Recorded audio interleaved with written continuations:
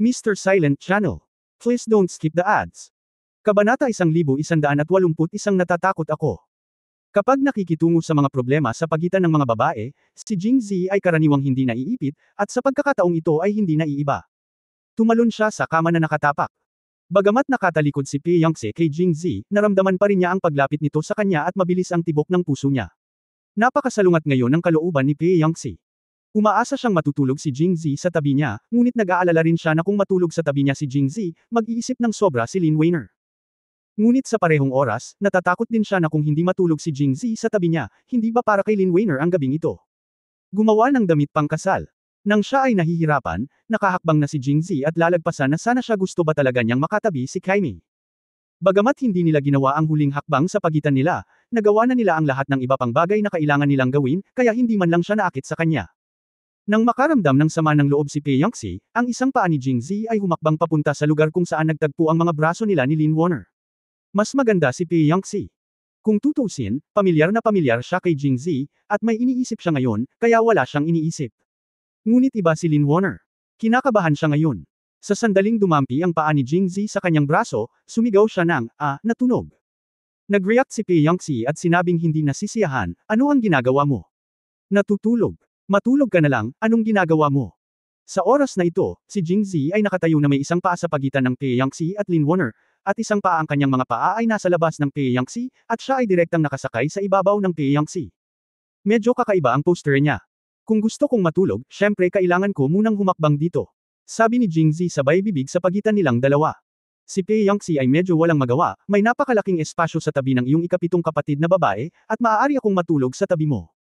Hindi magandang matulog ka kahit saan, kaya bakit ka nakatayo sa gitna namin? Hindi napahiya si Jingzi, at ngumiti, mahiyain ako.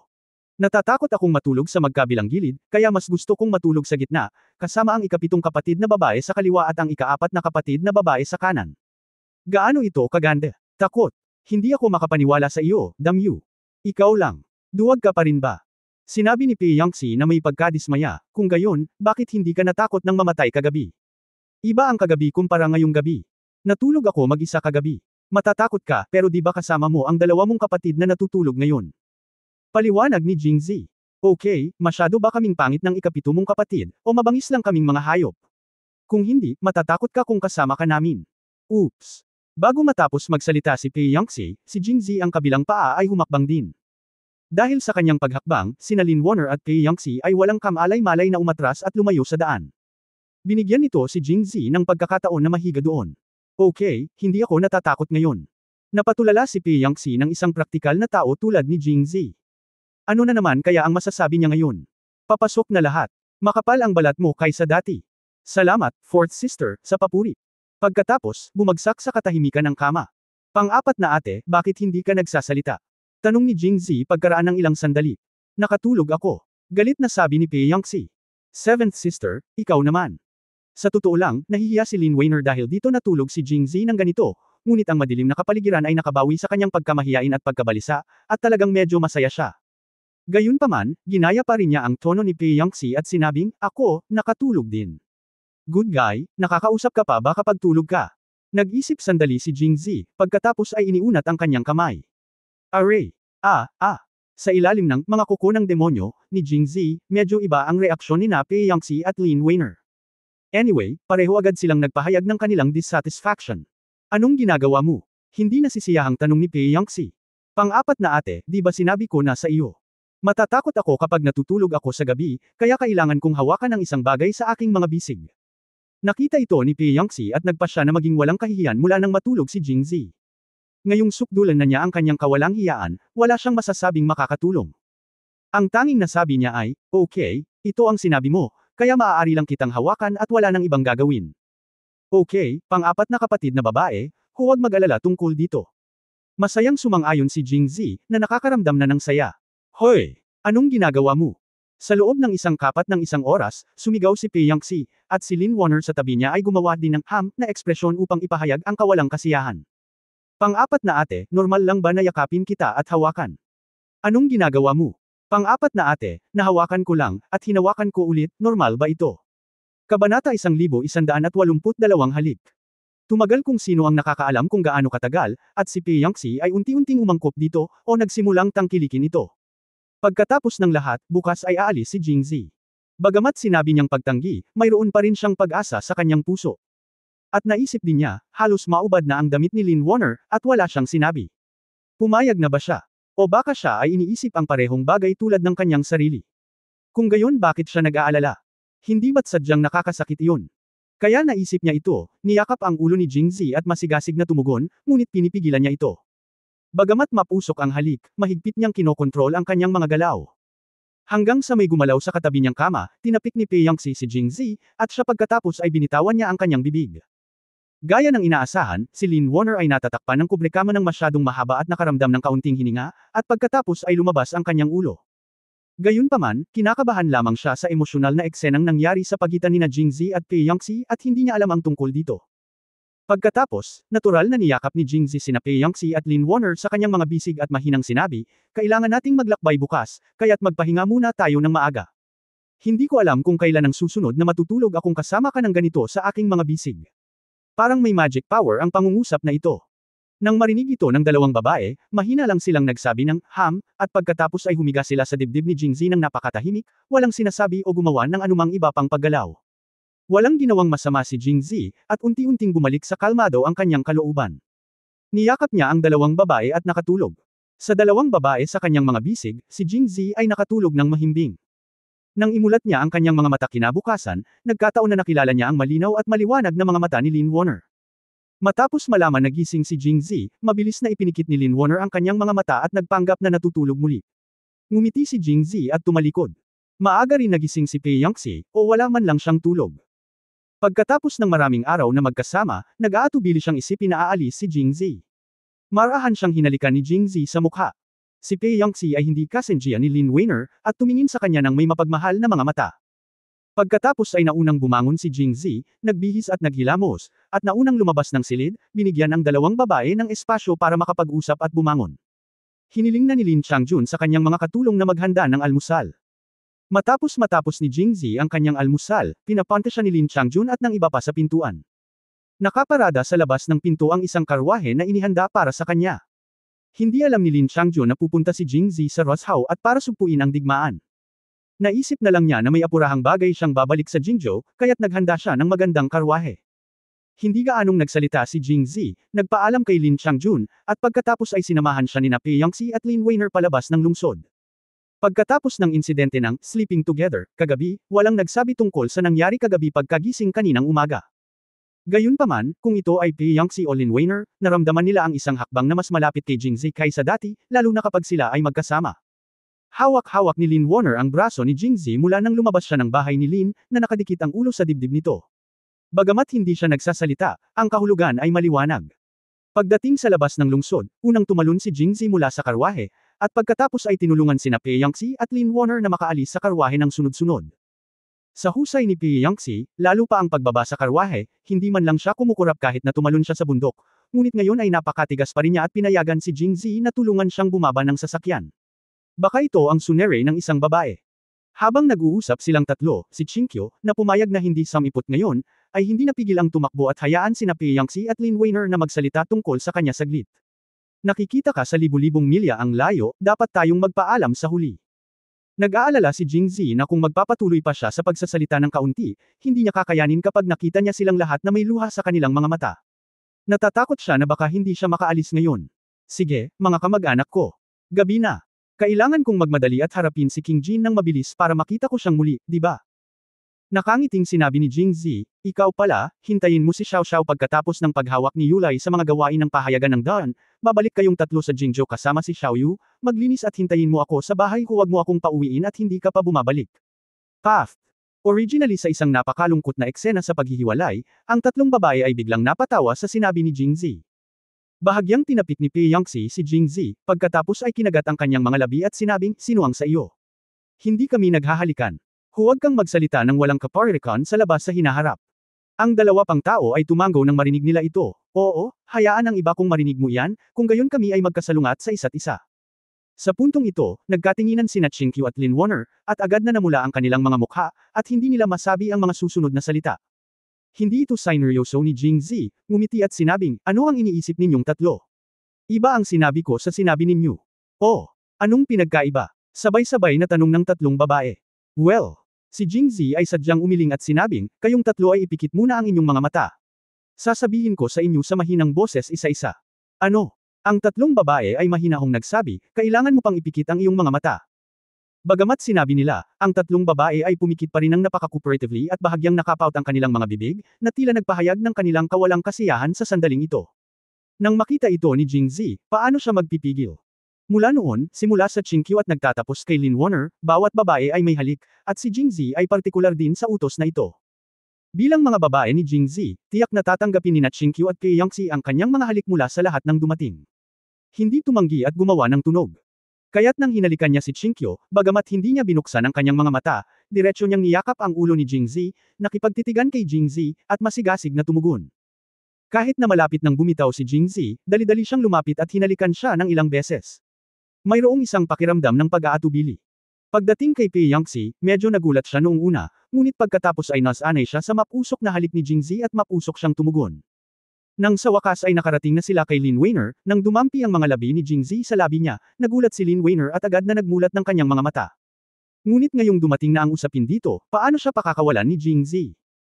Anuman ang takot sa kanyang mga mata o ang pagtutol ng kanyang mga kamay, diretsyo niyang niyakap ang kanyang balingkinitang baywang, at pagkatapos ay hinarang ng malakas ang kanyang pinong cherry na bibig. Si Lin Warner ay nakagawa lamang ng isang protestang tunog ng, aha, ngunit ang kanyang boses ay hamina at hamina, tulad ng kanyang kamay sa dibdib ni Jingzi. Sa wakas, niyakap niya si Jingzi at muling ipinikit ang kanyang mga mata, na parang tinanggap na niya ang kanyang kapalaran. Hayaan si Jingzi na pumili nito ng basta-basta. Ito ang unang halik ni Lin Weiner. Ang kanyang mga kasanayan ay hindi pamilyar. Kahit sa ilalim ng patnubay ni Jingzi, ilang beses pa rin niyang kinagat si Jingzi. Hindi ko alam kung sinasadya niya yun. Kabanata 1183 bumalik sa Roshow. Si Chinkyu o si Kyangsi ay walang taset na pangunawa at hindi binuksan ang kanilang mga mata matapos silang halikan ni Jingzi. Dahil alam nila kung ano ang ginagawa ni Jingzi at nasiyahan na sila, walang dahilan para istorbohin ang kasiyahan ng ibang kapatid. Bukod dito, alam din nilang tiyak na magsasalita si Jingzi kapag natapos na niya ang kanyang trabaho. Gayunpaman, nang maisip niya si Jingzi na humahalik sa ibang mga babae sa tabi niya sa sandaling ito, ang kanyang puso ay nakaramdam ng pangangati at pag-asim. Matapos halikan ni Jingzi si Lin Weiner, humiwalay siya ng may pag-aatubili at mabilis natakot siya na kung gagawin niya ito mamaya, mamaga ang kanyang bibig sa kagat ni Lin Weiner. Ang susi ay, ang ganitong bagay ay hindi pa naipaliwanag. Okay, mga kapatid, mangyaring buksan ang iyong mga mata. Sabi ni Jingzi. Medyo malabo ang accent niya kumpara kanina, dahil kinagat muna ni Lin Warner ang dila niya, kaya ang dila niya ay kapareho ng bibig niya. Medyo namamaga lahat. Sabay na nagmulat ng mata ang tatlong babae. Walang tumingin sa isa. Paano sila nagkaroon ng lakas ng loob na tumingin sa isa't isa? Mga kapatid, alam niyo na ba kung bakit sila tinawag ng ganoon? Hindi nasiyahan si Jingzi sa pagsasamantala at patuloy na nanunukso. Inilibot ni Kyangsi ang kanyang mga mata sa kanya at sinabing, alam ko, ngunit bakit namamaga ang iyong bibig kahit na sinabi mo sa amin ng ilang salita? May kumagat ba? Pagkatapos na sinabi iyon, napahiya si Lin Warner, at si Chinkyu at Kyangsi ay tumawa ng lubos na sumang-ayon. Hindi nahiya si Jingzi, na tinutokso ng sarili niyang babae, ano ang dapat ikahiya. Hindi siya sumagot, bagkus ay iniba niya ang usapan at sinabing, kapag natapos na ang usapin ni Haring Jin, ako ay magbibitiw sa iyong kamahalan. Hindi na ako magtatanong pa tungkol sa mga usapin ng korte. Pagkatapos ay polalawakan natin ang ating bahay sa Jingzhou. Magayos at manatili sa iyong mga kapatid na babae araw-araw. Matapos marinig ito, nagpakita rin ng pananabik ang tatlong babae. Gayunpaman, kung gusto mong maging napakakol, ang kailangan ay pakalmeyan ang paghihimagsik ni King Jin. Kaya, mga kapatid, kailangan ko talagang umalis sa pagkakataong ito. Gaya ng sinabi niya, habang hindi pinapansin ang tatlong babae, sunod-sunod niyang hinalikan ang mga ito sa mukha, saka sinipa ang kanyang mga paa at dirdiretsyong lumipad palabas. Napatingin ang tatlong babae sa umaatres na figure ni Jingzi, nag-aatubili pa ring umalis, at nagreklamo pa ng kaunti, nagrereklamo kung bakit siya biglang umalis at kung bakit wala siyang masabi sa kanya. Ngunit pagkatapos ay naisip nila ito at tumawa ng pipi. Tinatayang natakot si Jingzi sa kanila. Bukod dito, ito ay walang katapusan, kaya mabilis kong pinutol ang gulo at pinili ang pinakamadaling paraan upang umalis. Zir, kailangan nating bumalik ng ligtas. Magkahawak kamay ang tatlong babae at tumingin sa abot tanaw, nag-iisip ng maluwag. Dahil ang Qinggang at ang martial arts ay pumasok sa kaharian ng dalawahang masters, si Jingzi ay talagang walang maraming pagkakataon na gamitin ang Qinggang, lalo pa ang ikatlong kaharian. Ngunit ngayon, gusto niyang makapunta sa Ross House sa lalong madaling panahon, at walang makakapidyaw sa kanya. Ang bilis ng paglipad ay napakabilis at napakasarap ng pakiramdam niya. Sa katunayan, sa liham na ipinadala ni Bailey Shing, ang ugali ni Emperor An ay napakasalungat din. Inaasahan niya ang araw na ito, dahil ang pagnanais ni Haring Jin na magrebelde ay naroon na noong araw na humalili si Emperor An sa trono. Hanggat ang oras ay hinog, ito ay isang bagay ng oras. Mas maganda kung mas maaga ang nangyari. Ngunit takot na takot siya sa pagdating ng araw na ito. Kung tutusin, magkapatid sila. Pagdating ng araw na ito, mamamatay ka o mabubuhay ako. Kahit sino ang matalo o manalo, ang kapatiran sa loob ng maraming taon ay masisira. Sa makatuwid, nang magtipon si Emperor An ng Zhejiang Heavy Cavalry Regiment na pinamumunuan ni Kaidan, ipinadala niya si Bailey Shing upang ihatid ang mensahe, at umaasa na si Jingzi ay umalis sa lalong madaling panahon, at ito ay pinakamahusay na pigilan ang hari ng Jin sa Rosshao. Ang dahilan kung bakit naging Rosshao iyon ay dahil ang Rosshao lang ang madadaanan kapag nagmumula sa Jingxi patungong Jingzhou, at alam ni Emperor An na sa sandaling nagpasya si King Ji na maghimagsik, ang kanyang wakas ay tiyak na mapapahamak. Kung siya ay papayagan na makarating sa Jingzhou, si Emperor An ay kailangang sumabak sa labanan ng personal at panuurin si Haring Jin na mamatay sa kanyang sariling mga mata.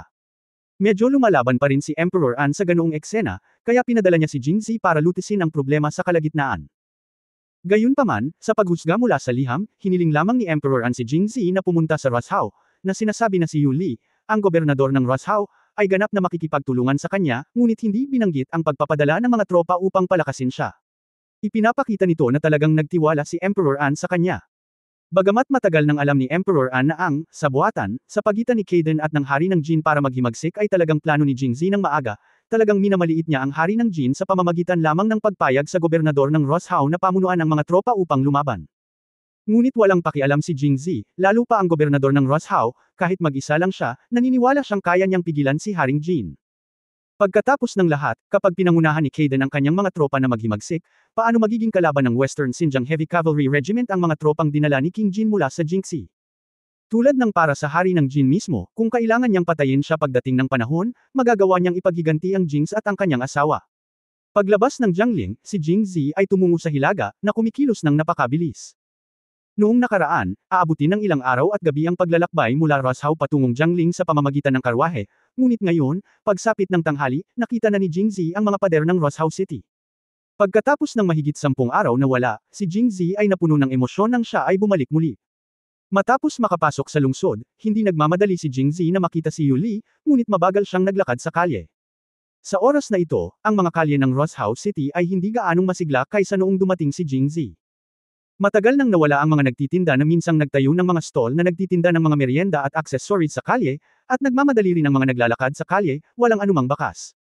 Ang daming nagsasalita. Maya't maya ay may nakikita siyang nagtutulak ng kariton o may dalang poste. Tumingin si Jingzi at nakita niyang puno ng butil ang mga kariton at poste.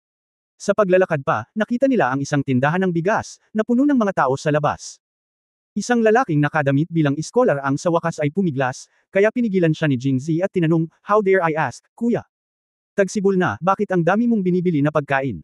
Payat ang scholar, pero may bitbit itong maliit na supot ng bigas. Pawis na pawis siya dahil sa pagod. Nang marinig ang tanong ni Jingzi, inilapag niya ang kanin, pinunasan ang kanyang pawis at sinabing, "Hindi mo pa ba narinig? Nagrebelde na si Haring Jin. Natatakot ako. Kailangan nating salakayin ang Rosshao sa loob ng ilang araw. Sino ang nakakaalam kung ano ang magiging kalagayan ng mundo? Kung hindi tayo magtitipid ng pagkain ngayon, paano kung may atake?" Tumango si Jingzi, iniisip na alam na ito ng mga taga Rosshao. Nang magrebelde si Haring Jin, biglang naghiwa-hiwalay ang mga tao sa harap ng tindahan ng bigas. Ang ilang mga tao ay sumigaw, "Hoy, pumunta ako dito sa umaga, ngunit hindi pa rin ako bumili. Ito lang ang bigas natin ngayon. Kung lahat ng tao kung gusto mong bilhin, bumalik ka na lang bukas." Sigaw ng nasa mipo. "Bukas. Hindi ko alam kung ano ang magiging presyo bukas." Tama. Ang presyo ng bigas ay tumataas araw-araw, at ngayon ay mas mahal ang pagbili ng 1 kilo kaysa dati sa pagbili ng 2 kilo. Hoy, sinong may sabing hindi ito ang kaso?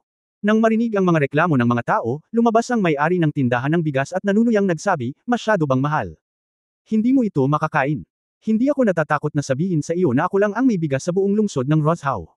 Bilhin mo, hindi ko pa ibebenta." Kabanata 1184 na kaguluhan bago ang digmaan. Ang tindera ng Mipo, na ang apelyido ay Wang, ay medyo matipid. May mga kamag-anak siya sa Jinxie at alam na niya ang balita ng paghihimagsik ni Haring Jin, kaya't gumawa siya ng matapang na desisyon na bumili ng bigas sa lahat ng tindahan ng bigas sa Rosehouse City, ngunit ang mga amo na iyon ay hindi kasing talino ng shopkeeper Wang, kaya nang makitang gusto niyang bumili ng bigas, binento ko ito sa kanya ng sabay-sabay. Siyempre, hindi maliit na halaga ang perang kailangan para mabili ang lahat ng bigas sa Rosehouse City, kaya ang tindera na si Wang ay hindi lamang nanghiram ng maraming pera sa bangko, kundi nagsulat din ng maraming IOU. Gayunpaman, hindi siya nag-aalala, dahil alam niyang sa sandaling dumating ang balita ng paghihimagsik ni Haring Jin, tiyak na magiging interesado ang mga tao. Oo naman, sa loob ng ilang araw, kumalat sa buong Rosehouse ang balita ng paghihimagsik ni Haring Jin mula sa Jinxie. Bagamat walang balita mula sa Jingzhou, kusang nang alap ng pagkain ang mga tao. Marahil ito ang pinakadalisay na kaisipan ng mga karaniwang tao. Biglang mahal ang pagkain sa Rosehouse. Kung ikukumpara sa dati, paulit-ulit na tumataas ang presyo ng mga pagkain.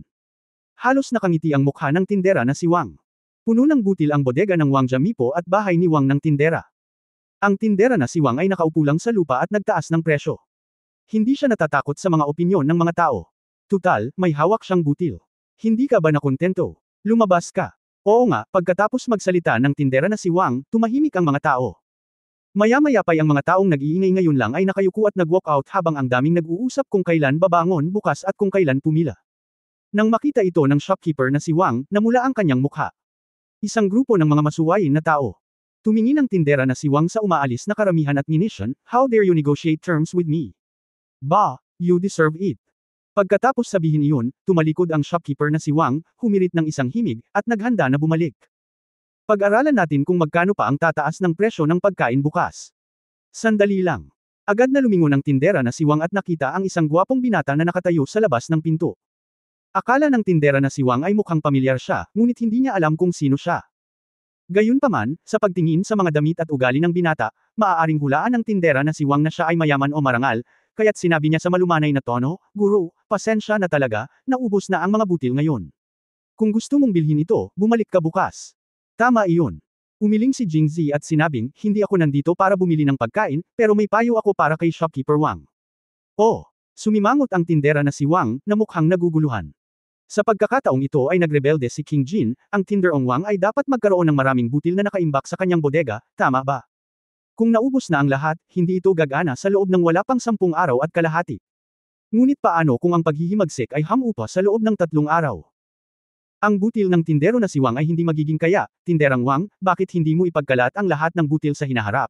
At kung hindi mo ipagkalat ang lahat ng mga butil sa hinaharap, at kung hindi mo ikakalat ang lahat ng mga butil sa hinaharap at sa hinaharap ay mawawala ang lahat ng butil sa hinaharap. Matapos marinig ang sinabi ni Jingzi, biglang nagbago ang mukha ng shopkeeper Wang. Matapos itong bunutin, tinipon niya ang lahat ng bigas sa lungsod, at sadyang kinokontrol ito upang magbenta lamang ng maliit na bahagi ng palay araw-araw.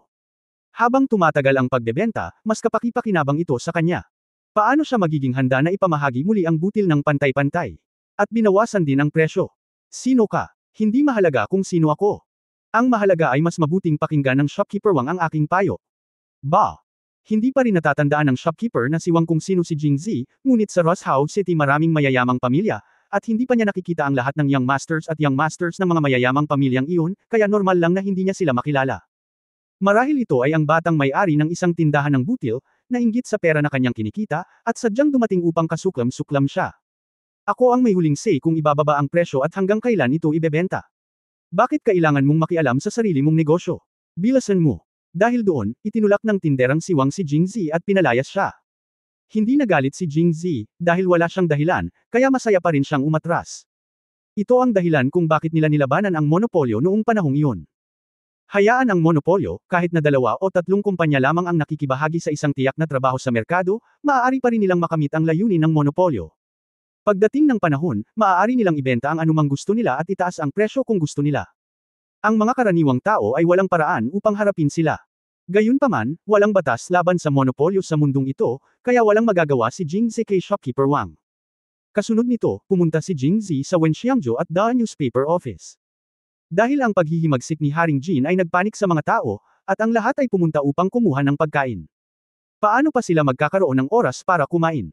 Sa makatuwid, ang negosyo ng parehong Wenxiangzhou at Zhangja Winery ay napakalungkot. Tanong ni Jingzi at nalaman niyang maraming pagkain ang nakaimbak dito. Noong nasa Jingzhou ang Zhangja Distillery, direktang binili nila ang maputik na alak para sa pagproseso. Gayunpaman, pagdating sa Roshow, dahil sa sapat na espasyo at pagkain, nagsimula ang distillery mula sa simula, gamit ang butil upang gawin ang malabo na alak, at pagkatapos ay proseso ang mga espirito. Maraming butil para sa paggawa ng serbesa sa backyard warehouse ng Zhangja Winery. Marami ring pagkain si Wen Xiang Julie. Si Jingzi ay nasisiyahan pa rin sa resultang ito. Dahil walang bisita ngayon, direktang binigyan sila ni Jingzi ng day off, at pagkatapos ay pumunta siya sa bahay ni Yu. Kilala ng mga tao sa pamilya Yu si Jingzi at nagmamadaling pinapasok siya. Maya-maya, tumakbo si Yu Li. Bakit dumating agad si President Jing?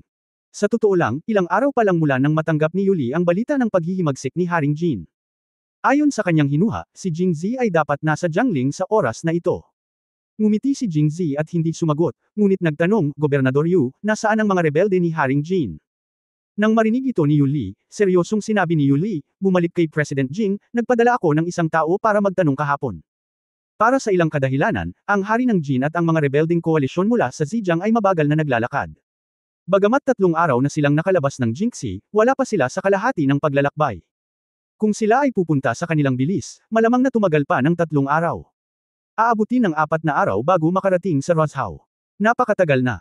Tumango si Jingzi, at pagkatapos ay nagsabi, alam mo naman ang tungkol sa pagtaas ng presyo ng pagkain sa lungsod, di ba?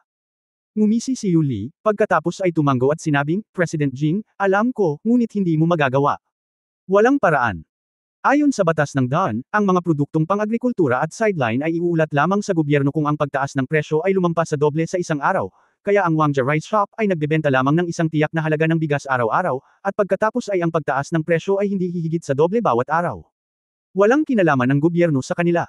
Tinapik ni Jingzi si Yu Li sa balikat para ipahayag ang kanyang pangunawa. Ang tinderong si Wang na iyon ay talagang napakatuso, ngunit hindi natin siya hahayaang tumaas ang presyo ng tuluyan. Kung hindi, bago magrebelde si King Jin, ang mga tao ay magugulo muna. Oo. Mabilis na sumang-ayon si Yu Li, at sa parehong oras ay nagtanong siya, siguro kung mayroon bang magandang paraan si Pangulong Jing para patahimikin ang mga tao. Sa katunayan, si Yu Li mismo ay alam din na mayroon lamang isang paraan, at iyon ay ang pagbaba ng presyo. Gayunpaman, natikman na ng pamilya Wang ang tamis, gaano ba kadali para sa kanila na magkusa na ibaba ang presyo? Magagamit ba nila ang kanilang katayuan para pilitin siyang ibaba ang presyo ng pagkain? Ayon kay Yu Li, ito lang ang paraan. Kabanata 1185 bilhin ang iyong ina. Ngunit si Jingzi ay hindi si Yu Li. Pagkatapos niyang sabihin kay Yu Li ang plano sa kanyang tainga, namangha si Yu Li, at pagkatapos ay nagmamadali siyang bumaba at nagpadala ng isang tao upang maghanda. Para naman kay Jingzi, nainis din siya. Makatuwiran na si Roshow ang kanyang pinagpalang lugar, ngunit ngayong si Zhou Ziqiong ay pumunta sa Jingzhou, wala na siyang dahilan upang pumunta sa pamilya Zhou. Sina Master Muqing at Wang Yingqiu ay sumunod din kay Zhou Ziqiong sa Jingzhou, at walang saysay na pumunta sa Waxian Pavilion, kaya Jingzihi ay may higa lamang ang kanyang katawan sa bahay. Kinaumagahan, nakapila na ang mga tao sa labas ng Wangja Rice Shop, ngunit hindi pa oras para magbukas ang tindahan ng bigas. Wala pang isang kapat ng oras bago bumukas ang mipo, biglang lumapit ang isang lalaki at nagsalita ng ilang salita sa taong nasa unahan ng pila, at ang taong iyon ay tumakbo ng hindi man lang nakapila. Laking gulat ng mga tao sa likod nang makita nila ito. Alam mo, dumating sila para pumila bago madaling araw, at nasa likod lang sila ng pila. May isip mo lang kapag dumating ang unang tao sa pila. Nang makitang magbubukas na ang tindahan ng bigas, bakit siya tumakas? Pagbalik niya kailangan niyang pumila ulit. Kahit nasa pila siya, walang makakain. Maghintay hanggang bukas, at muli siyang pumila. Nang mataranta ang mga taong nasa likuran, maya't mayay may lumabas sa grupo at tumakbo palayo. Sa wakas, hindi napigilan ng isang tao ang maging mausisa at hinawakan ang isa sa kanila, Kuya, saan ka pupunta? Tutal, ang tagal mong naghintay sa pila. Hindi ba masasayang ang lahat ng iyong pagsisikap sa pag-alis ng ganito? Alang-alang sa kabaitan ng taong ito, nag-isip sandali ang tao. Bamulong sa kanya, huwag mong sabihin sa iba. Narinig ko rin ang sinabi ng umalis sa harapan. Naglabas lang daw ng notice ang gobyerno na hindi magtatagal ang paghihimagsik ni Haring Jin, at hindi man lang siya pupunta sa Roshow. Matatapos na sa 3 o 4 na araw, kaya anong pagkain ang natitira mo? Talaga? Tanong ng taong medyo hindi makapaniwala. Siyempre totoo. At sinabi rin sa abiso na may sapat na pagkain sa Jingzhou at Jiangling, at hindi pa sila nagtataas ng mga presyo. Nitong mga nakaraang araw, nagsimula nang bumili ng pagkain ng ibang mga tindahan mula doon, at lahat sila ay ibebenta sa patas na presyo. Tapos tinuro niya at tumakbo palayo. Ang mga aalis ay nagsabi, nakita mo ba iyon? Ang unang batch ng butil ay dinala ng Sun Family Grain Store, at ito ay ibinebenta na ngayon sa mababang halaga. Nalaman lang ng mga taong ito ang balita at tumakbo upang bumili nito. Talaga? Ano ang sinusubukan mong gawin? Kung gayon, pupunta rin ako. Tapos tumakbo siya palayo. Nang makitang nawala ang lalaki, biglang tinampol ng lalaking nagsalita ang kanyang noo at nang hihinayang sinabi, "Maid, bakit ang dami mong sinasabi sa kanya? Maniwala ka man o hindi, ninakaw mo pa ang pagkain ko." Pagkatapos ng pag-alitan, mabilis ding naabutan. Nang magsalita sila ay napakalakas ng kanilang boses kaya naririnig sila ng mga taong nakapila para bumili ng bigas, at hindi naman nagmamadali ang mga nakapila na sa mga oras na ito. "Hello? Anong ginagawa mong tulala ka dyan? Gusto mo pa bang bilhin?" Medyo namamaga ang lalaking nagtitinda ng bigas ngayon. Nang makita niyang natigilan ang mga bumibili ng bigas doon, diretso siyang sumigaw. "Bilhin ko, bilhin mo ang nanay mo. Nagbebenta ng butil ang pamilya Son sa patas na presyo, pero araw-araw kayong nagtataas ng mga presyo, makulimlim na mga ngalakal. Ba, bibili din ako sa pamilya Son, at hindi na ako bibili ng kahit ano sa malilim mong mga ngalakal. Wish ko sa iyo na ang bigas ng pamilya Wang ay mabenta hanggang sa susunod na taon, kaya mas mabuting hayaan itong sumibol sa bodega." Pagkaraang pag-alitan ng lalaking ito, tumalikod siya at itinaas ang kanyang mga braso at sumigaw, "Hindi ba tayo humihingi ng gulo sa pamamagitan ng pagpila para bumili ng mahal na butil? Abot kayang butil, at lahat ng malalaking tindahan ng butil ay magkakaroon ng abot kayang butil, bibili tayo ngayon.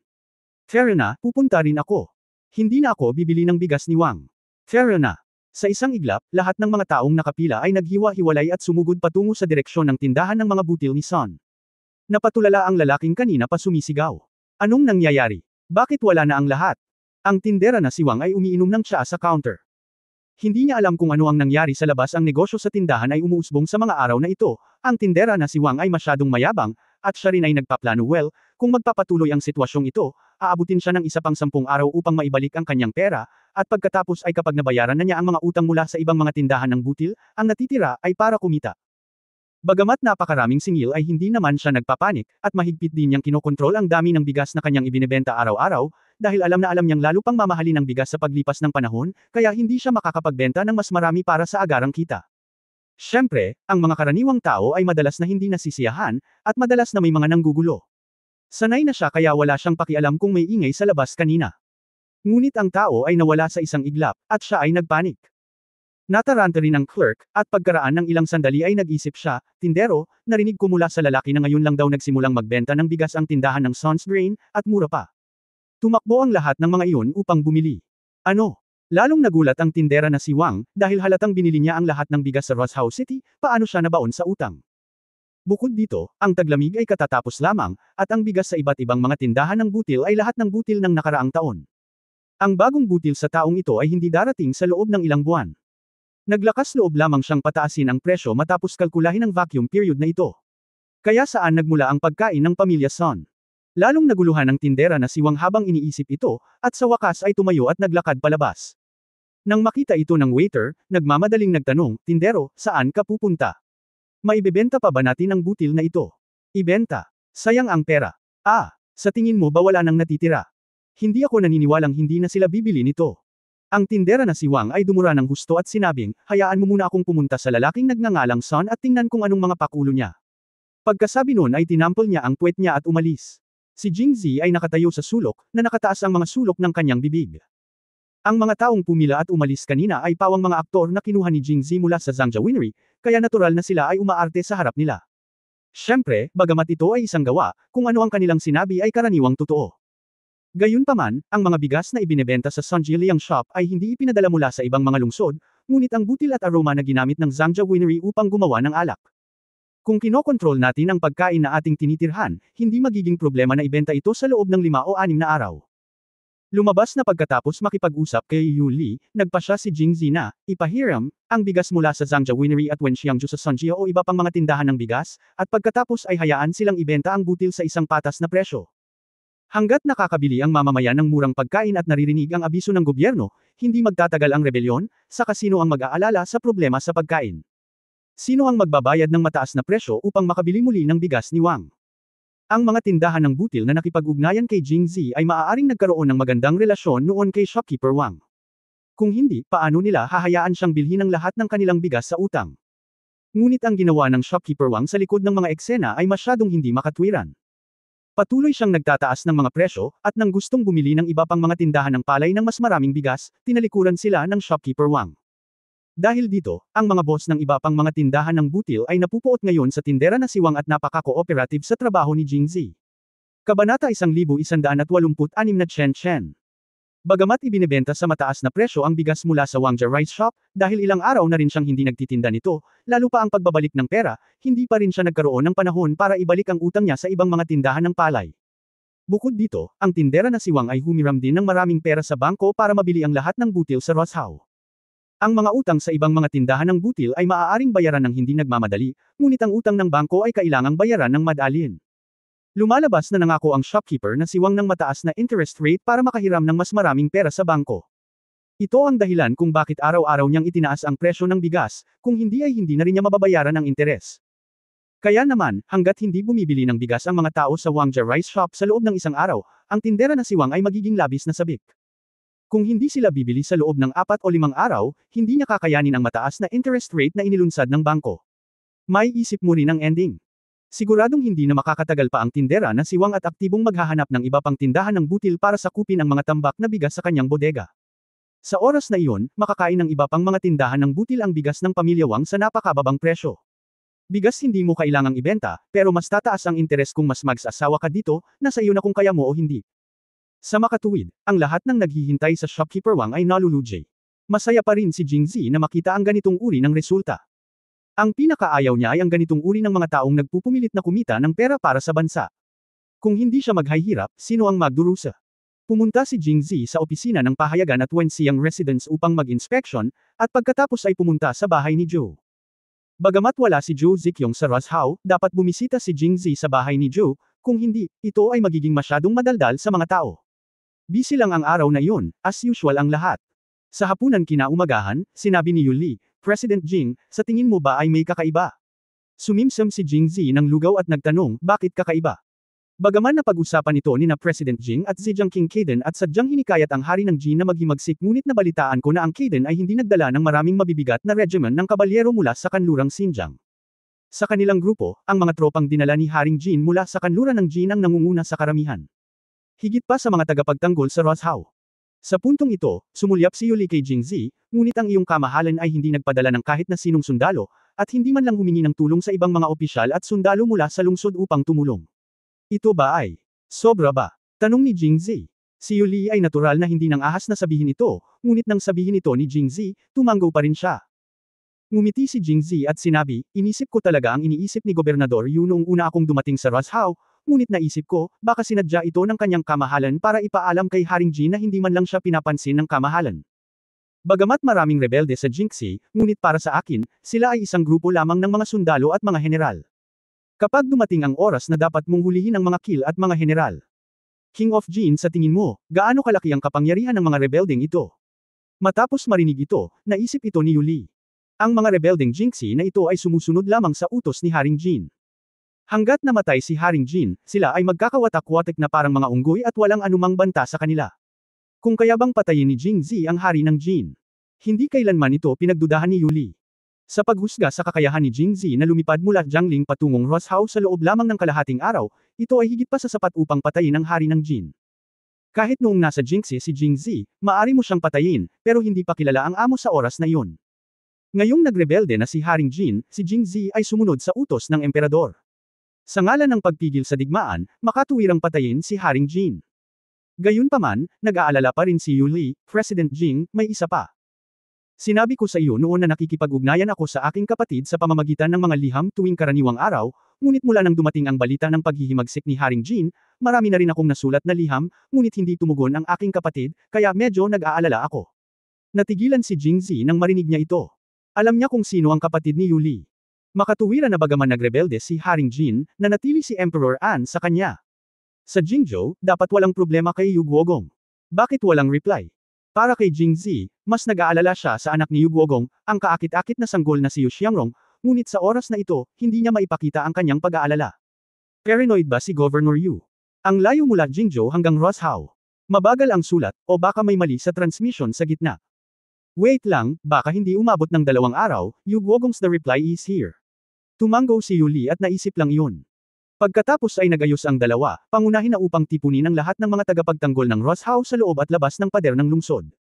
Naramdaman ni Jingzi na napakaliit ng posibilidad na makilahok ang mga tagapagtanggol ng Roshaw sa labanan, dahil maaari lang niyang ipadala ito sa kanyang sarili, ngunit upang mag-ingat bago mangyari ang mga bagay, mas mabuting mag-ayos muna. Sa ikatlong gabi, maagang bumalik si Jingzi sa silid. Ayon sa impormasyong ipinadala ni Yuli, ang mga rebelding Jingzi ay darating sa mga lansangan sa labas ng Roshaw City bukas ng madaling araw. Plano ni Jingzi na magpahinga ng maaga at maghintay doon bukas para patayin si Haring Jin. Matutulog na sana siya nang biglang may narinig siyang kalusko sa labas ng pinto. Agad na tumayo ang lalaki, at pagkabukas niya ng pinto, isang manipis na itim na figure ang sumugod sa kanya. Shen Chen. Napabulala si Jingzi nang makita niya kung sino ang kabilang partido, ngunit hindi siya sinagot ni Qiu Chen at direktang nahimatay. Dali-dali siyang tinulungan ni Jingzi sa kama. Ang itim na damit ni Qiu Chen ay may mantsa ng dugo, ang kanyang mukha ay maputla, at may mga mantsa ng dugo sa mga sulok ng kanyang bibig. Nakaramdam ng pagkabalisa at galit si Jingzi. Wala na siyang oras para mag-isip ng husto at nagmamadaling tiningnan ang sugat nito. Check, nabigla na naman ako. Matapos makapasok sa kaharian ng Grandmaster, maraming bagay ang alam ni Jingzi nang walang guro. Halimbawa, inilagay niya ang kanyang kamay sa braso ni Qiu Chen, at hindi nagtagal upang malaman kung bakit napakalubhang nasugatan si Qiu Chen. Dahil may gumamit ng panloob na enerhiya para matakpan ang kanyang mga meridian. Ang mga meridian na ito ay hindi ang mga daluyan ng dugo na orihinal na alam ni Jingzi, ngunit isang bagay na kakaiba sa mga martial arts practitioner sa panahong ito. Kung gusto mong magsanay ng panloob na lakas, dapat mong buksan ang 8 pambihirang meridian. At sa sandaling masira ang mga meridian, nangangahulugan ito na ang panloob na lakas ay naubos na. Kung hindi ito maaaring konektado sa unang pagkakataon at hindi may ugnay sa hinaharap, kung gayon ito ay magiging tulad ng isang ordinaryong tao, at ang lahat ng mga taon ng pagsasanay sa martial arts ay magiging walang kabuluhan. Hindi alam ni Jingzi kung ano ang pinagdaanan ni Qiu Chen sa panahong ito, ngunit sa wakas ay naisip niya ang isang bagay. Bakit hindi sumulat sa kanya si Qiu Chen sa panahong ito? Natatakot siyang matuklasan ang dati niyang tip of kay Jingzi, kaya nawala ng tiwala sa kanya ang pinuno ng Qingyang at direktang sinira ang kanyang mga meridian at ikinulong siya. At hindi alam ni Qiu Chen kung anong paraan ang ginamit niya para makatakas sa kanya. Buti na lang at nahanap niya ito. Marahang hinaplos ni Jingzi ang maputlang pisngi ni Qiu Chen na may bahid pa rin ng dugo, at ibinaba ang kanyang ulo para halikan siya sa noo. Chen, pinahirapan kita. Para sa babaeng pinakamamahal niya, natural na gusto ni Jingzi na tulungan siyang i-connecta ang kanyang mga meridian at ibalik siya sa kanyang orihinal na estado. Chen, huwag kang mag-alala. Kapag pupunta ako para patayin si Haring Jin bukas, papatayin ko rin ang matandang aso na si Qingyang para ipaghiganti ka.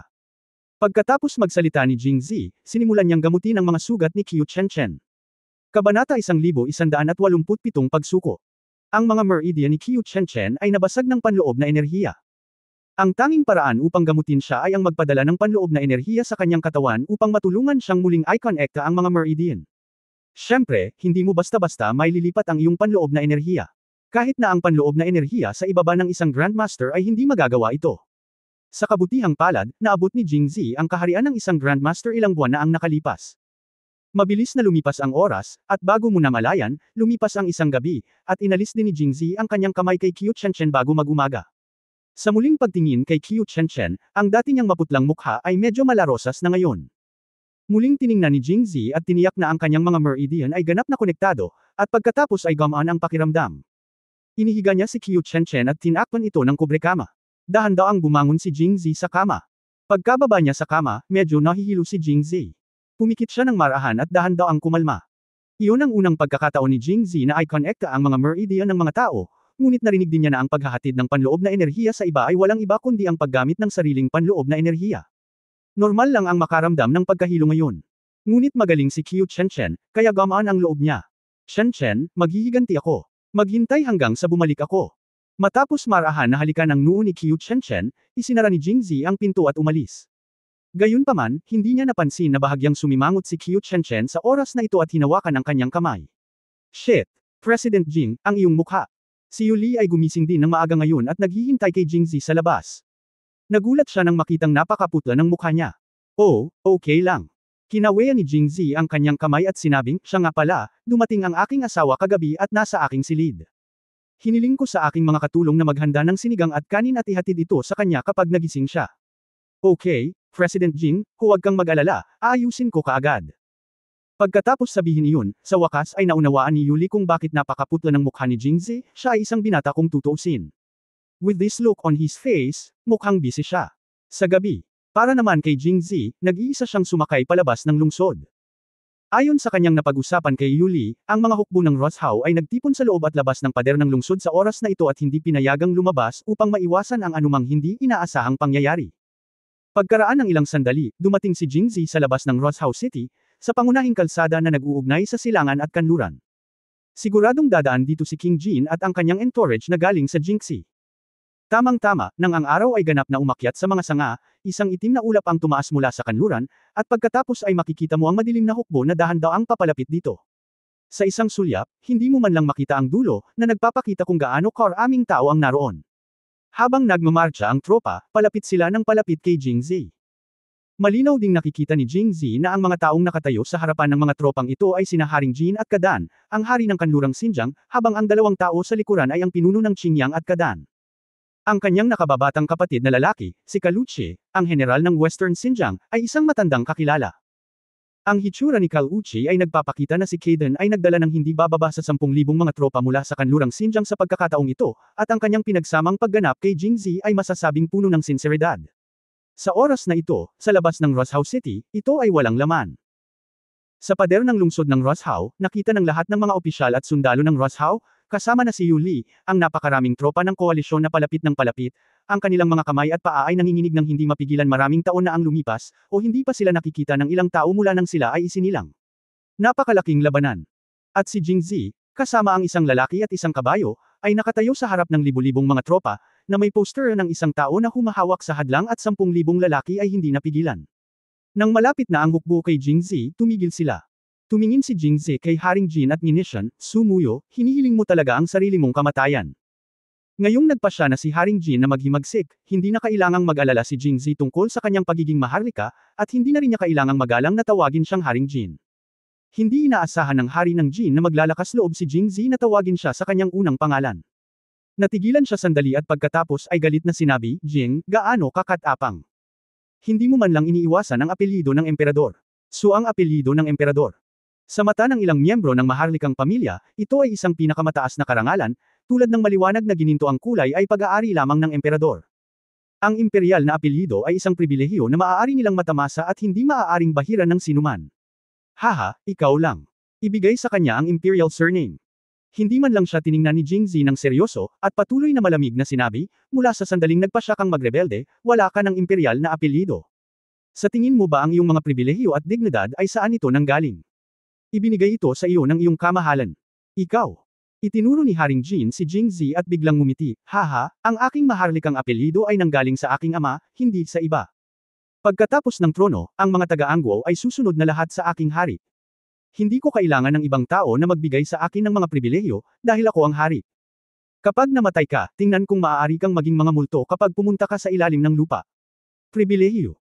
Hinugot ni Jingzi ang Emperor's Sword at itinutok ito kay Haring Jin, ngayon ay gagamitin ko ang Emperor's Sword na ibinigay ng kanyang kamahalan para ipadala ka sa lupa. Haha, hindi sigurado kung sino ang mabubuhay o mamamatay. Itinuro ni Haring Jin ang hukbong nasa likuran niya at nagpatuloy, basta ako ang mag-uutos, hayaan mo na kayo, ang lungsod ng Roshow ay mawawasak. Kung ikaw ay matalino at magkukusa na sumuko, maipapangako ko sa iyo, hindi kita papatayin, ngunit kailangan mong tulungan akong masakop ang Jingzhou. Pagdating ng panahon, hindi ko lang pananatilihin ang iyong orihinal na opisyal na posisyon, ngunit madaragdagan pa ang iyong titulo. Good guy, nagsisimula ka na bang sumuko ngayon? Medyo kumbinsido si Jingzi. Masyado ka bang hindi malinaw sa iyong kasalukuyang sitwasyon? Medyo masyadong confident. Hindi na sinagot ni Jingzi si Haring Jin, dahil pakiramdam niya ay parang may kapansanan si Haring Jin. Ibinaba niya ang kanyang katayuan sa pamamagitan ng pakikipag-usap sa kanya. Pagkatapos ay itinuro niya si Kaden at sinabing, Kaden, ano pa ang ginagawa mo? Siya ay malayo sa lungsod ngayon, at ang ebidensya ng paghihimagsik ni Haring Jin ay tiyak. Walang kailangang itago sa oras na ito. Hayaang ihayag ni Kaden ang kanyang pagkakakilanlan ng direkta. Ang mga rebelding iyon ay tiyak na hindi maglalakas loob na lumaban sa Western Xinjiang Heavy Cavalry Regiment, sa takot na sila ay magdedepekto kaagad. Si King Jin naman ay agad siyang naging loner. Sa oras na iyon, muling pinatay siya ni Jingzi at ipinaunawa sa kanya kung ano ang kawalan ng pag-asa. Oo nga, nang matapos siyang magsalita, ikinaway ni Kaden ang kanyang kamay, at nagsimulang gumalaw ang mabibigat na regiment ng kabalyerya sa likod niya, ngunit patuloy na bumabagsak ang mga mata ni Kaden kay Jingzi, at tila may malabong tingin sa kanyang mga mata, hindi na parang sinusundan niya si Jingzi. Nakipag-usap siya, kaya hindi komportable si Jingzi. Pagkatapos, isang bagay na mas ikinagulat ni Jingzi ang nangyari. Ang mga mabibigat na regimen ng kabalyeryong iyon ay direktang lumapit sa kanyang tagiliran at likod, na nakapalibot sa kanya. Agad na tiningnan ni Jingzi si Kayden nang may pagdududa. Kayden, anong nangyayari? Sa oras na ito, may masamang pakiramdam si Jingzi, ngunit ayaw niyang paniwalaan ito. Hindi ba natakot si Kayden sa lason sa kanya? Anong nangyayari? Hindi mo ba nakikita? Haha. Bago pa makapagsalita si Kayden, humagalpak ng tawa si Haring Jin. Sa tingin mo ba ay nakikipagtulungan sa iyo si Haring Kayden at sadyang naglalaro ng double act? Sa tingin mo ba ay uunlad ang lahat ayon sa iyong mga ideya? Hayaan mong sabihin ko sa iyo, mangarap ka lang. Kabanata 1188 Rebelyon. Sa oras na ito, kung hindi maintindihan ni Jingzi ang nangyayari, siya ay magiging isang tunay na tanga. Tila naabot ni Kayden ang ilang uri ng pinagkasunduan sa hari ng Jin, kaya totoo ang paghihimagsik na ito at nasa panganib ang Jingzhou. Medyo ayaw pa rin ni Jingzi. Kayden, hindi ka ba natatakot sa laso ng mga self-explosive na table task sa iyong katawan? Ito ay, okay lang kung hindi niya sinabi. Nang marinig ito ni Kayden, diretso siyang tumawa, sa tingin mo ba ay wala akong naiintindihan? Pero gusto ko ring magpasalamat sa iyo, salamat sa self-explosion pills. Pagkatapos ng lahat, ang self-explosion pill ay hindi talaga self-explosion pill, ngunit orihinal na pinino ng matandang medicine boy para sa mga tao na magsanay. Pagkatapos kainin ang self-explosion pill na ito, pagkatapos, magkakaroon ng libreng hininga sa katawan, na lubhang kapaki-pakinabang para sa mga taong may mababang lupain. Pagkatapos ng pagsasanay sa loob ng ilang panahon, kung mawawala ang hininga na ito, mawawala ang epekto ng self-explosion pill, at mapapabuti ang kaharian. Para naman kay Jingzi, dahil sa kanyang mataas na antas, kadalasan ay hindi niya kailangan ng mga self-explosive na table tasks.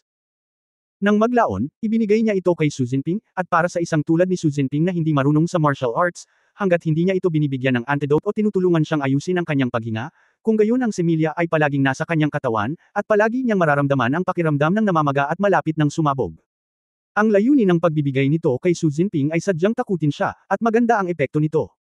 Nang maglaon, gusto ni Jingzi na gumamit ng mga self-explosive na table tasks para kontrolin si Kayden, ngunit ngayon ay tila nabigo siya. Sa oras na ito, ang pinuno ng Qingyang ay nanunuya din, kung pag-uusapan, ang self-explosive pill na ito ay isang magandang bagay para sa martial arts. Nang may nakita akong kakaiba sa katawan ng prinsipe, pinag-aralan ko itong mabuti. Sa hindi inaasahan, si President Jing ay mabait at basta-basta ibigay mo na lang sa iba, paano kung bigyan mo pa ako ng kaunti? Pagkasabi nun, nagtawanan ang lahat sa kabila. Naunawaan ni Jingzi ang lahat sa oras na ito. Tila nalaman ng pinuno ng Qingyang ang bisa ng self-explosion pill sa pamamagitan ni Xu Jinping, at pagkatapos ay tinulungan si Kayden na alisin ang kanyang mga pagdududa, ngunit ano ang dahilan ni Kayden para tulungan si Haring Jin? Hindi ba't mas mabuting makiisa sa iyong sarili? Natarante si Jingzi dito at direktang nagtanong. Natawa si Kayden matapos marinig ito, makipagtulungan sa iyo. At pagkatapos ay gumamit ka ng ilang uri ng self-explosion pill para dein ako. At saka, second grade official ka lang, anong magagawa mo? Pagkasabi noon ay nakaramdam na naman siya ng kaunting pagmamalaki. Nakatingin kay King Jin, sinabi niya na parang nalulugod, pero iba si King Jin. Si Haring Jin ang magiging monarch sa hinaharap ng iyong angwo. Nakikipagtulungan kami kay King Jin sa pantay na katayuan, at ipinangako sa akin ni King Jin na pupunta siya sa Western Xinjiang bawat taon sa hinaharap. Nagdadala ng butil at langis na ngako ka sa akin noon, ngunit hindi ako naniniwala sa iyo. Sa oras na ito, medyo nahuli si Jingzi. Noong nakaraan, siya ay napakalakas pa rin sa paggawa ng mga bagay at gusto niyang kontrolin ang sitwasyon ng mag-isa. Paano magiging handang sumuko ang isang tulad ni Kayden? Sa partikular, ang pagkakakilanlan ni Jingzi ay hindi maaaring kumatawan sa buong angwo, at si Kayden ay hindi makumbinsi, kaya siya ay lihim na nakipagsanib puwersa sa hari ng Jin upang maghimagsik. Ang masasabi ko lang ay naging pabaya ako. Gayunpaman, walang takot si Jingzi, sa halip ay ngumisi siya. Okay. Sinabi ni Jingzi ng, okay, ng 3 beses na sunod-sunod, at pagkatapos ay dumating sa puntong, sa tingin mo ba ay maaari kang makakuha ng mga benepisyo sa pamamagitan ng pagtalikod kay Sumuyo? Ngayon ay ipapaalam ko sa iyo na kung sasaktan mo ako, hindi ka lamang makakakuha ng kahit ano, at kailangan mong manatili dito. Sa huling pagsusuri, nang makipagsabwatan siya kay Kayden, hindi pinahahalagahan ni Jingzi ang kanyang lakas, ngunit gusto niyang akitin niya si Haring Jin na magrebelde, kung hindi, aasa lamang siya kay Haring Jin upang magrebelde. Ang isang tao ay hindi marunong maghanda hanggang sa taon ng unggoy at buwan ng kabayo. Hanggat nagpa siya si Haring Jin na magrebelde, magkakaroon ng dahilan si Jingzi para patayin siya. Wala siyang pakialam kung marami pa siyang katulong o mas makapangyarihang katulong dahil siya ang Panginoon. Ang isang tao ay maaaring maging kasing lakas ng isang hukbo ng libo-libo. Iilan lang ang mga Grandmaster sa mundo, at ang mga taong iyon ay nasa mga pangunahing sekta at hindi alam kung paano sumali sa mundo. Bagamat si Jingzi lamang ay hindi katugma sa hukbong ito ng 10,000 hanggat pinapatay niya si Haring Jin at Kaden, at pagkatapos ay gumamit ng mga granada upang salakayin ang kampo ng mga rebelde, ang mga rebeldeng ito ay mangangalit at tatakas na parang mga asong naliligaw. Sa pag-iisip nito, isang panunuya ang sumilay sa mga labi ni Jingzi, at itinutok niya ang espada ng emperador sa hari ng Jin, Sumuyu, ito ang espada ng emperador na ibinigay ng kanyang kamahalan. Maaari itong pumatay ng mga prinsipe at ministro sa itaas, at mga tiwaling opisyal sa ibaba. Maaari kang mamatay ngayon. Sa ilalim ng espada ng emperador, sa tingin ko ay lubos kang iginagalang. Pagkasabi nito, hindi na niya hinintay ang reaksyon ni Haring Jin at sumugod sa kanya gamit ang kanyang espada. Mula sa pananaw ni Jingzi, hanggat hinuhugot niya ang kanyang espada, si Haring Jin ay walang paraan para magtago. Hayaan mo na lang siya, kahit na ang isang master ng ika-6 na antas ay mahihirapang harangan ang espada ni Jingzi. Pagkatapos ng lahat, mayroong isang agwat sa pagitan ng mga ordinaryong mandirigma at masters. Isang natural na bangin, hindi banggitin na si King Jin ay isang ordinaryong tao. Noong itinaas lang ni Jingzi ang espada, kumilos na talaga ang pinuno ng Qingyang, ngunit hinarang ni King Jin. Nang makita ito ni Jingzi, lalo siyang nahiya, iniisip na hinihiling lang ni Haring Jin ang kanyang sariling kamatayan. Mabilis na lumapit si Jingzi kay Haring Jin. Pagkatapos niyang maglakbay sa panahon, ang tanging magagawa niya para sa orihinal niyang may-ari ay ang maghayganti, ngunit ngayon, magagawa na niya ito kaagad. Bang! Ngunit hindi naisip ni Jingzi ang sumunod na nangyari. Ang kanyang dumadagandong na espada ay talagang huminto halos 1 metro sa harap ni Haring Jin, hindi na makagalaw pa. At kung titingnan mong mabuti, makikita mong may airtight barrier sa harap ng Emperor Sword, na humaharang lamang sa pag-atake nito. Ito ba ay ang externalization ng totoong enerhiya? Si Jingzi ay napakapamilyar sa eksenang ito, dahil pagkatapos niyang maabot ang ika-6 na antas ng pick, madalas niyang ginagamit ang panlabas na anyo ng chi. Ngunit paano ito ginawa ni King Jin para sa isang ordinaryong tao? Oh, hindi siya isang ordinaryong tao. Kung iniisip ito, para itong bolt mula sa asol. Hindi makapaniwala si Jingzi. Hindi sinabi ni King Jin na marunong siya sa martial arts, at walang nagsabi na marunong siya mag-martial arts. At siya ay may katayuan ng isang prinsipe, kaya si Jingzi ay nagkaroon din ng preconception na hindi siya marunong mag-martial arts. Pero kung tutusin, hindi lang martial arts ang alam niya, may mataas din siyang level. Boom!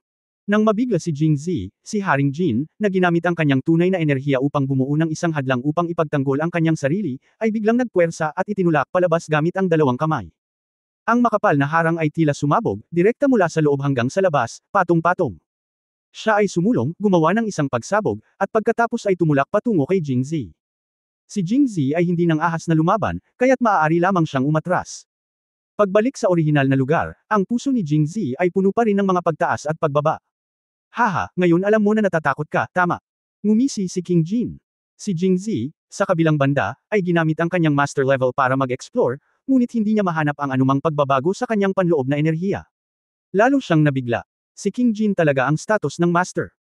Noong nagpunta siya sa Jingxi noon, ang panloob na kapangyarihan ni Jingzi ay nasa ika-6 na antas lamang, kaya hindi niya naramdaman ang anumang pagbabago-bago sa panloob na kapangyarihan ni King Jin, na siyang master, na nagbunga ng ilusyon na siya ay walang kakayahan sa martial arts. At ngayon, hindi ma-detect ni Jingzi ang pagbabago-bago ng panloob na kapangyarihan ni Haring Jin, at halatang magaling siya sa martial arts, na maaari lamang mga hulugan na siya ay nasa kaharian na ng isang master, dahil isang master lang ang makakapagtago ng kanyang panloob na kapangyarihan ayon sa gusto niya at hindi mahuhuli ng iba. Tuklasin.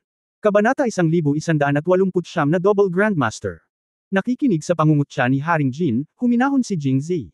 Pagkatapos ay malamig niyang sinabi, bakit, sa palagay mo ay dahil isa ka ring Grandmaster, hindi kita maaaring patayin.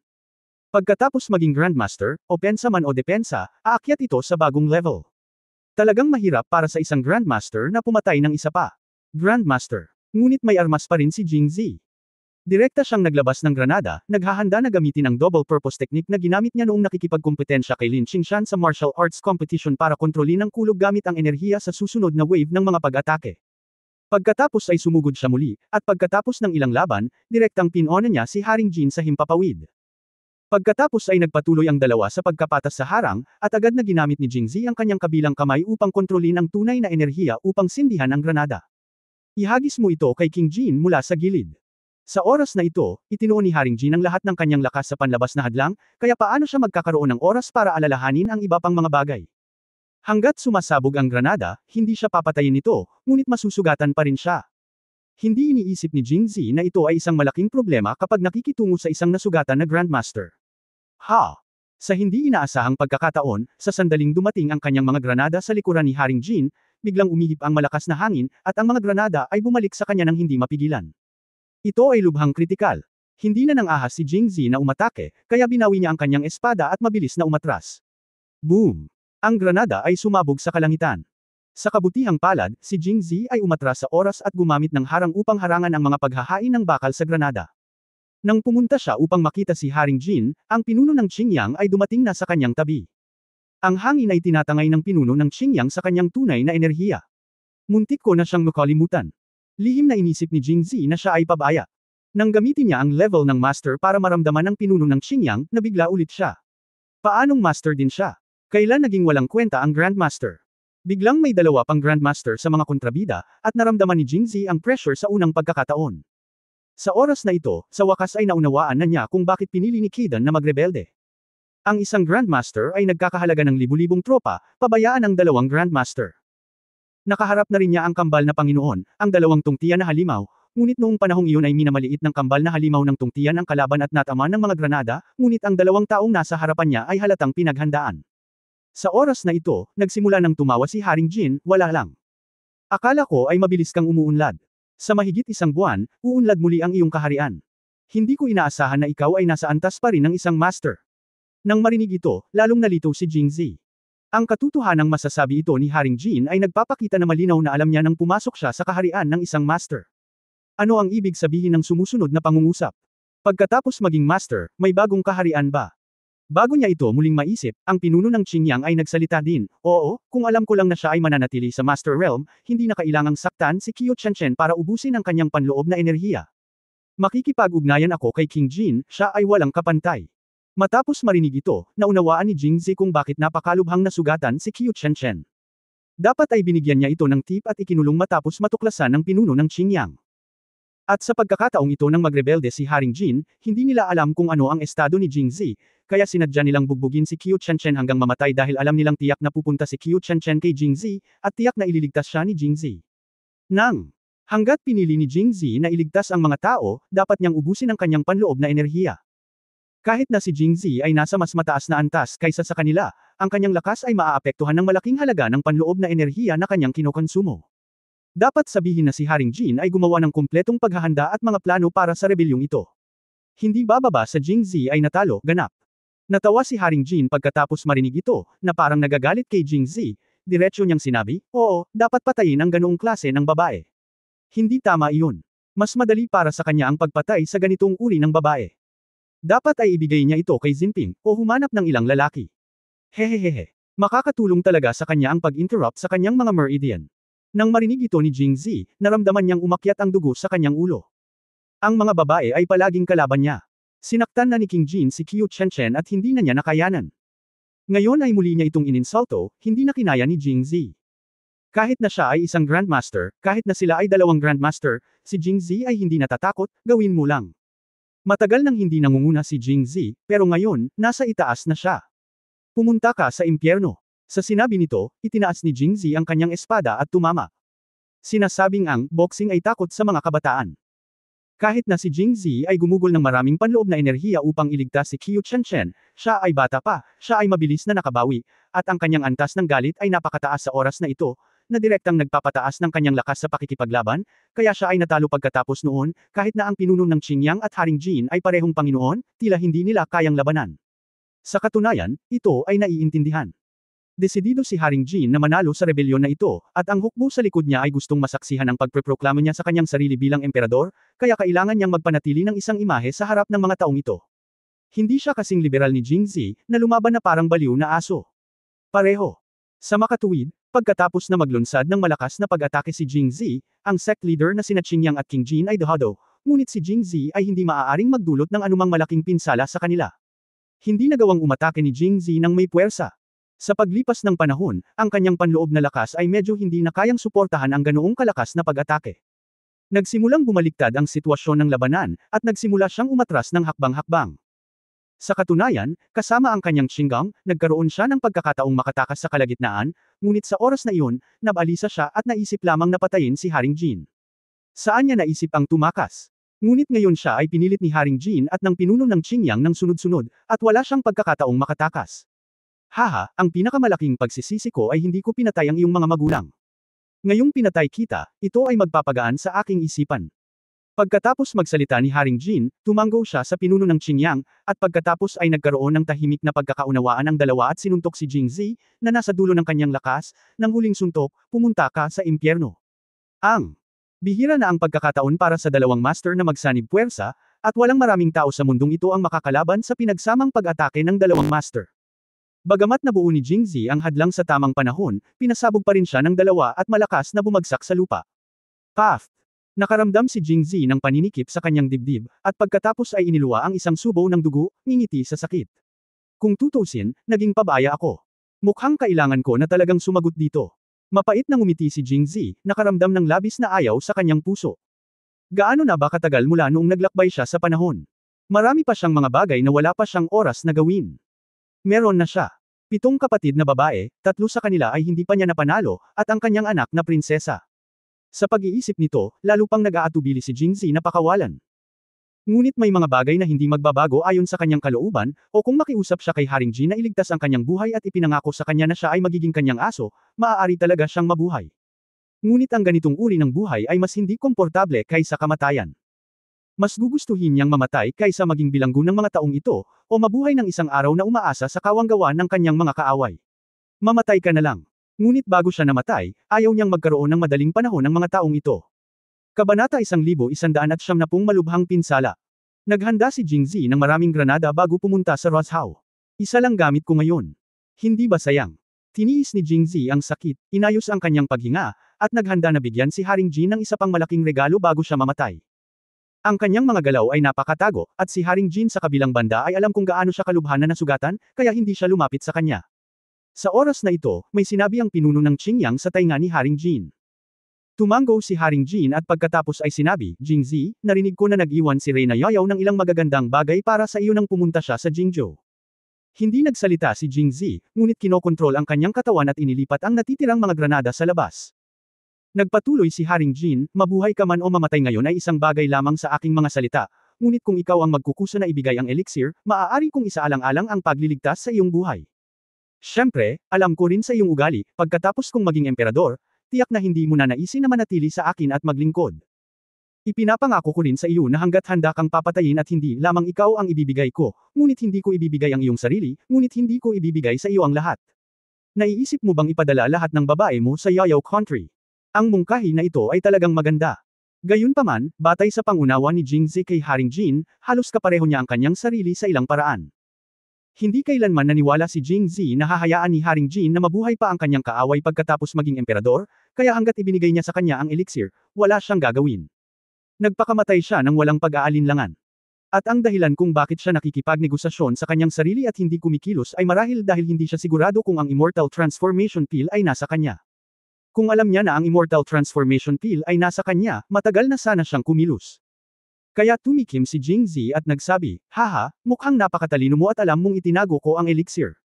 Kung hindi, kapag pinatay mo ako, hindi mo malalaman kung nasaan ang elixir. Sa katunayan, mas nalito si Jingzi. Oo, pagkatapos bigyan siya ni Merongshi ng elixir, bukod sa babae niya, si Emperor An lang ang sinabi niya. Paano nalaman ni King Jin? Natural, hindi sasabihin ng kanyang babae, at si Emperor An ay walang dahilan para sabihin kay King Jin, kaya ano ang problema? Naguguluhan si Jingzi. Hindi na kailangang pag-usapan ang bagay na ito sa oras na ito. Noong una ay naisipan niyang hintayin si King Jin na lumapit at pasabugan ang granada nang sinubukan niyang patayin ito. Ang kanyang sariling kamatayan ay hindi magiging madali para sa kanya. Ngunit ngayon, iniisip niya kung maaari niyang ipagpaliban ang oras. Pagkatapos ay gumamit ng granada bilang takip at subukang tumakas. Kahit na siya ay malubhang nasugatan ngayon, dapat pa rin siyang magkaroon ng pagkakataong makatakas gamit ang Qinggang. Sure enough, napakunot ang noo ni King Jin pagkatapos marinig ito. Ang hari ng Jin ay palaging nangangarap na maging isang emperador. Bata pa lang siya ay pinangarap na niya ito. Ang panaginip na ito ay tumagal ng 40 o 50 taon. Ngayon ay napakalapit na ng trono. Hanggat pinamumunuan niya ang kanyang mga tropa sa Jingzhou, magiging kanya ang trono. At siya, tulad ng lahat na isang emperador, dahil sa kanya ang mundo, ang tanging bagay na bumabagabag sa kanya ay ang buhay na walang hanggan. At ngayon, nakaupo si Jingzi sa elixir na maaaring magpabuhay ng mga tao magpakailanman. Si Haring Jin ay natural na umaasa na makuha ito. Ang sinabi niya kanina ay talagang pagsubok lang. Gusto niyang itanong kung nasa Jingzi ang elixir. Kung oo, direkta niyang papatayin si Jingzi. Pero paano kung wala siya dito? Sa pagpatay kay Jingzi, baka masira ang clue sa elixir. Hinding-hindi niya makukuha ang elixir. Kaya kahit na maging emperador siya, hanggang kailan niya ito magagawa? Haha, ano sa tingin mo ang proposal ko? Nagtanong muli si Haring Jin, basta sasabihin mo sa akin kung nasaan ang elixir, hahayaan kita at ang iyong babae. Ngumiti si Jingzi. Inilabas niya ang lahat ng mga granada, at pagkatapos ay sinindihan ng palihim, tingnan mo muna ito ba ang elixir na gusto mo? Pagkasabi noon ay itinaas niya ang kanyang kamay, at halos 10 granada ang sabay-sabay niyang itinapon palabas. At hindi basta-basta itinapon ni Jingzi, ngunit inihagis ang mga granada sa iba't ibang direksyon. Kapag bumagsak ang mga granada, ang napakaraming mga sundalo at kabayo ay tiyak na magiging gulo, at maaari niyang samantalahin ang kaguluhan at tumakas. Tungkol naman sa direksyon ni Head Qingyang at King Jin, sinadya niyang naghagis ng 3 granada. Sinusubukan ni Haring Jin na linlangan si Jingzi tungkol sa kinaroroonan ng elixir, ngunit hindi sinunod ni Jingzi ang nakagawian at direktang naghagis ng granada. Nagtataka pa si King Jin kung elixir ba iyon kaya medyo mabagal ang reaksyon niya. Ang pinuno ng Qingyang sa tabi niya ay mas matalino at nakilala sa isang sulyap na ang ibinato ni Jingzi ay ang bagay na sumabog ngayon lang. Haring Jin, mag-ingat, kumulog sa araw. Sigaw ni Leader Qingyang, at pagkatapos ay hindi siya nang ahas na maging pabaya. Gumawa siya ng layer ng True Energy Barrier sa harap mismo ni King Jin. Sa oras na ito, nagising si Haring Jin na parang mula sa isang panaginip. Pinagalitan niya si Jingzi sa pagiging walang hiya. Sa muling pagtingin kay Jingzi, tila nagtagumpay ang balak. Matapos ihagis ang huling granada, lumipad siya. Napakabilis ng kanyang mga galaw, ngunit naapektuhan pa rin siya ng kanyang mga sugat at hindi na lumipad ng malayo sa ngayon. Damn it! Si Haring Jin ay nagmura ng palihim, at ang pinuno ng Qingyang ay bumuo ng isang tunay na harang ng enerhiya upang protektahan siya, na nagbibigay sa kanya ng sapat na oras at espasyo upang gawin ang iba pang mga bagay, kaya't diretsyo niya itong itinulak patungo kay Jingzi mula sa himpapawid. Sa isang malakas na suntok, ang mabangis at dominanteng si Qi ay sumugod kay Jingzi. Sa oras na ito, ang panloob na lakas ni Jingzi ay lubhang nabawasan.